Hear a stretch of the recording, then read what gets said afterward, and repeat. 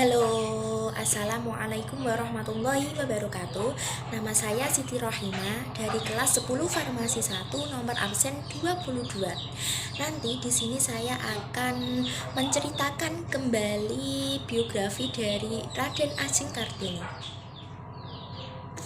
Raden Ajeng Kartini lahir di Jepara, Jawa Tengah, 21 April 1879, meninggal di Rembang, Jawa Tengah, 17 September 1904 pada umur 25 tahun, atau sebenarnya lebih tepat disebut Raden Ayu Kartini adalah seorang tokoh Jawa dan pahlawan nasional Indonesia. Kartini dikenal sebagai pelopor kebangkitan perempuan pribumi. Raden Ajeng Kartini berasal dari kalangan priai atau kelas bangsawan Jawa. Ia merupakan putri dari Raden Mas Adipati Aryo Sasroningrat, seorang pati yang diangkat menjadi Bupati Jepara segera setelah Kartini lahir. Kartini adalah putri dari istri pertama, tetapi bukan istri utama. Ibunya bernama M.A. Ngasirah, putri dari Nyai Haji Siti Aminah dan Kiai Haji Madirono, seorang guru agama di Telukawur, Jepara. Dari sisi ayahnya, silsilah Kartini dapat dilacak hingga Amangkubuwono ke-6. Ayah Kartini pada mulanya adalah seorang wedana di Mayong. Peraturan kolonial waktu itu mengharuskan seorang bupati beristrikan seorang bangsawan. Karena M.A. Ngasirah bukanlah bangsawan tinggi, maka ayahnya menikah lagi dengan Raden Ajeng Uryan, keturunan langsung Raja Madura. Setelah perkawinan itu, maka ayah Kartini diangkat menjadi bupati di Jepara, menggantikan kedudukan ayah kandung Raden Ajeng Wuryan, R.A.A. Citrowikromo.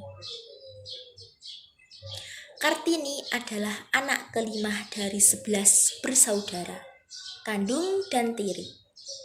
Dari kesemua saudara sekandung, Kartini adalah anak perempuan tertua.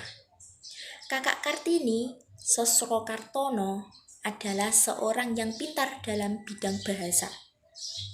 Sampai usia 12 tahun, Kartini diperbolehkan bersekolah di ELS, Europees Language School. Di sini antara lain Kartini belajar bahasa Belanda. Tetapi setelah 12 tahun, ia harus tinggal di rumah karena sudah bisa dipingit. Karena Kartini bisa berbahasa Belanda, maka di rumah ia mulai belajar sendiri dan menulis surat kepada teman-teman korespondensi yang berasal dari Belanda. Salah satunya adalah Rosa Abendanon yang banyak mendukungnya.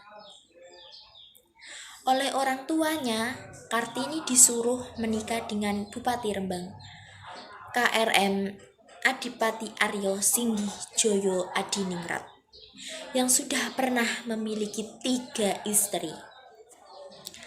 Kartini menikah pada tanggal 12 November 1903.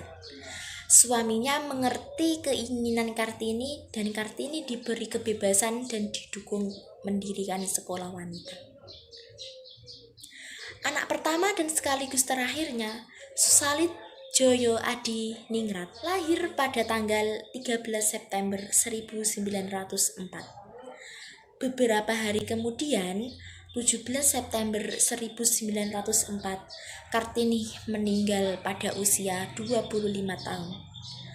Kartini dimakamkan di Desa Bulu, Kecamatan Bulu, Rembang.